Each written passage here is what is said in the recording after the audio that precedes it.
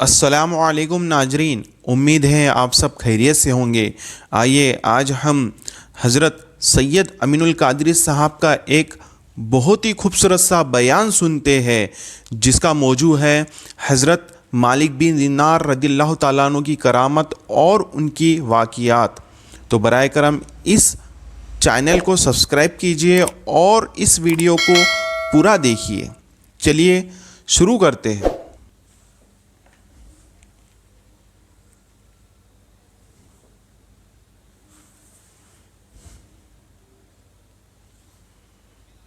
आपने एक बड़ा मशहूर और मारूफ नाम विलायत की दुनिया में सुना होगा, वलियों की कायनात में सुना होगा, हजरत सैयदना मालिक इब्ने दीनार रदियल्लाहु ताला अन्हु का नाम। ये मालिक बिन दीनार कौन है? ये अल्लाह के बहुत बड़े वलियों में से, सरकार गौसे पाक के दौर से भी पहले के, हुजूर गरीब नवाज के दौर से भी पहले के है, दाता साहब के दौर से ही पहले के है। और ये कौन वली है पता है? ये पानी पर चलते थे, पानी पर अल्लाह ने चलने की करामत दी थी, बड़े साहिब करामत थे मालिक बिन दीनार। लेकिन इनकी जिंदगी में जो तब्दीली आई है, इनकी जिंदगी में जो इनकलाब आया है, इनकी जिंदगी में जो तौबा का जज्बा पैदा हुआ है, किस बुनियाद पर पैदा हुआ, कैसे उन्होंने तौबा की। लोग मेरे नौजवान समझते हैं मौलाना हम तो गुनहगार है, अब हम क्या पलटे, हम क्या करें। ये ऐसी कुफ्र वाली सोच नहीं होना चाहिए। अल्लाह की रहमत से मायूस हो जाना ये कुफ्र है। इसलिए इस तरह नाउम्मीदी की बात न करो, मायूसी की बात न करो। आज से पहले कुछ हुआ है, अल्लाह की बारगाह में गिड़गिड़ाना होगा, अल्लाह की बारगाह में तौबा करना होगा, उसे आवाज देना होगा, उसे पुकारना होगा।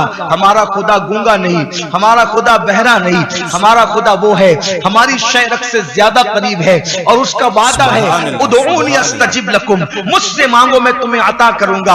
आप जानते हैं मुसलमानों, जब अल्लाह किसी को अपना करीबी बनाना चाहता है, जब अल्लाह किसी को अपना मुकर्रब बनाना चाहता है, तो अल्लाह कैसे कैसे असबाब पैदा करता है, अल्लाह कैसे कैसे हालात पैदा करता है। ये हजरत मालिक बिन दीनार, इनकी जिंदगी में जो तब्दीली और इंकलाब आया है, इसकी बहुत सारे वाकयात लोगों ने लिखे हैं, लेकिन इन्होंने खुद अपनी जिंदगी का वाकया बयान किया।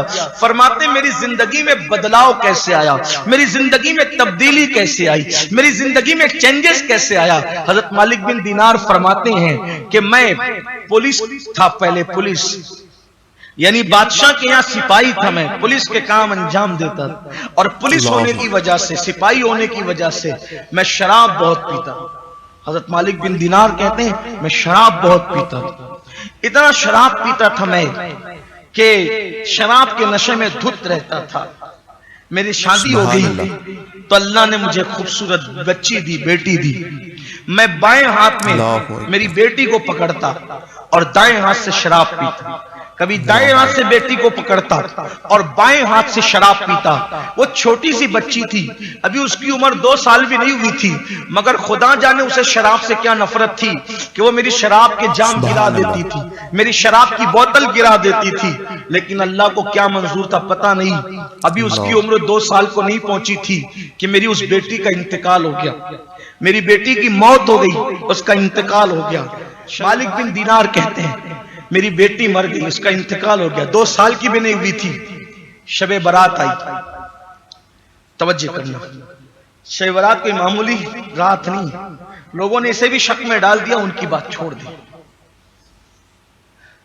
शबे बारात आई, शबे बारात में मैंने इशा की नमाज तक नहीं पढ़ी। कौन कह रहा है? मालिक बिन दीनार जैसा वली, वली बाद में बने, अभी वली नहीं थे वो, अभी नॉर्मल जिंदगी, एक आम आदमी सी जिंदगी गुजार का। मैंने शबे बारात में इशा तक नहीं पढ़ी। और आप जानते हैं शबे बारात आए तो आम मुसलमान भी जो जुमा पढ़ने नहीं आता वो भी शबे बारात में मस्जिद में मगरिब इशा फजर में नजर आता है। लेकिन वो कहते हैं मैं इतना गाफिल था कि मैंने इशा तक नहीं पढ़ी और मैंने शबे बारात में भी शराब पिया।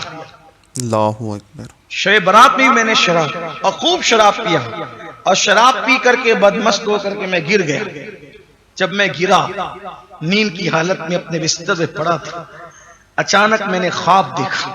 मैंने ख्वाब क्या देखा कि कयामत कायम है, सूर फूंका जा रहा है और लोग अपनी अपनी कब्रों से उठे। मैं भी अपनी कब्र से उठा। जब मैं अपनी कब्र से उठा तो एक भयानक धमाके की आवाज आई। میں نے پیچھے مڑ کے دیکھا تو ایک بھیانک سا اژدہا تھا، بھیانک سا سانپ اژدہا جو مجھے مارنے کے لیے میرے پیچھے دوڑ رہا تھا۔ میں اس سے جان بچانے کے لیے خواب کے عالم میں بھاگا۔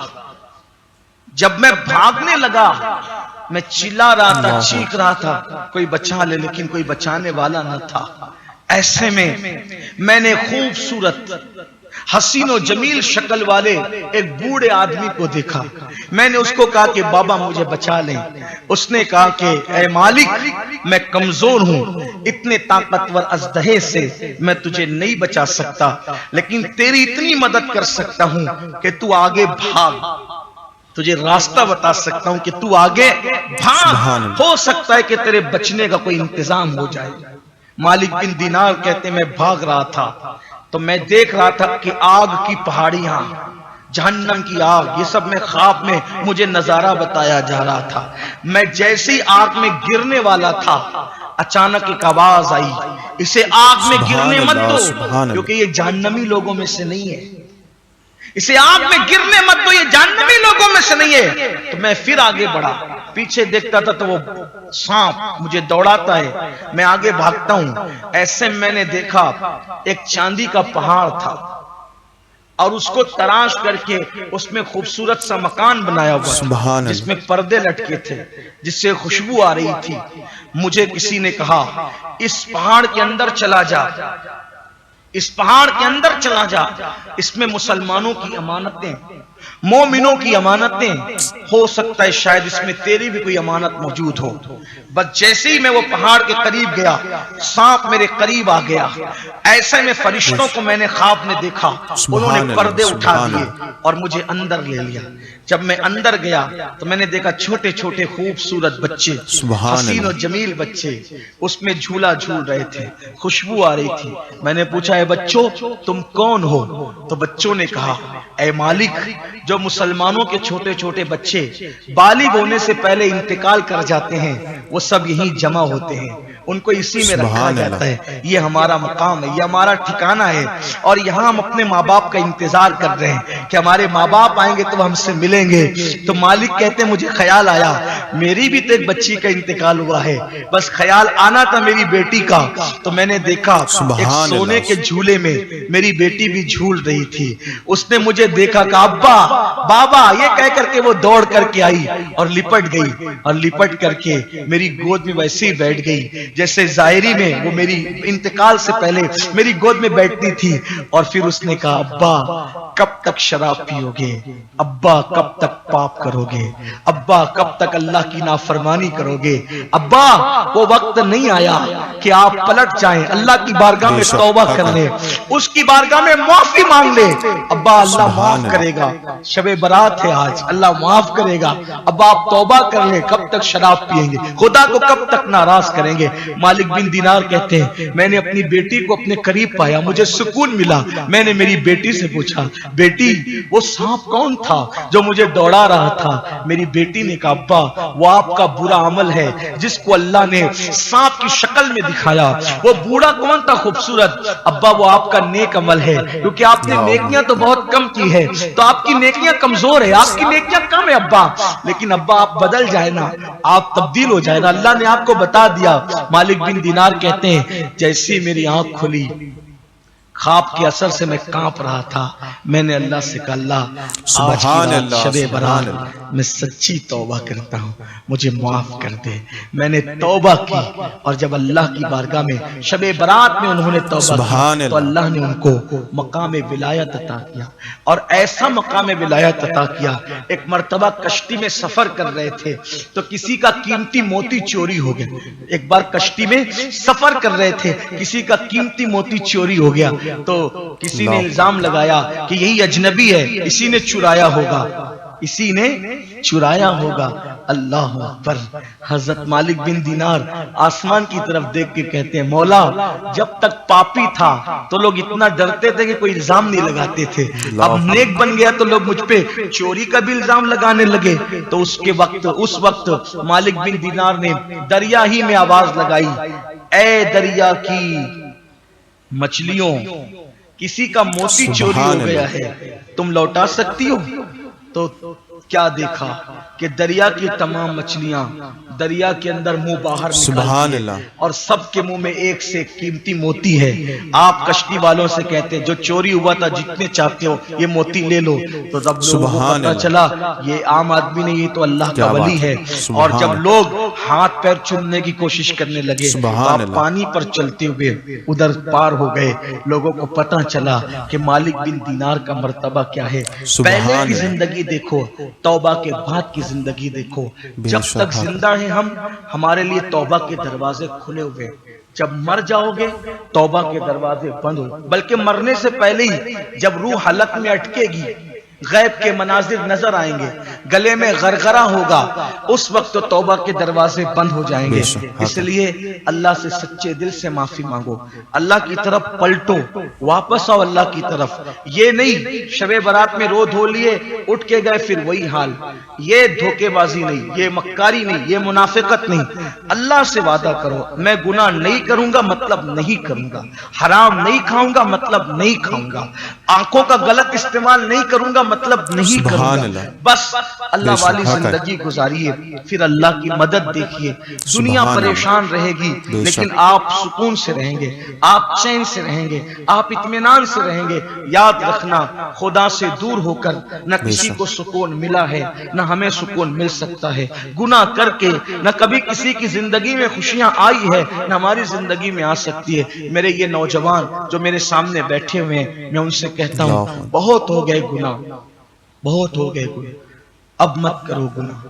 دنیا گناہ کر کر کے تھک چکی اور وہ اللہ کی طرف پلٹ رہی ہے، تم کہاں جا رہے ہو؟ میرے عزیز، میرے نوجوان، یہ اللہ نے زندگی پہلی اور آخری بار دی ہے، اللہ، اس کے بعد ہم دنیا میں کبھی نہیں آئیں گے۔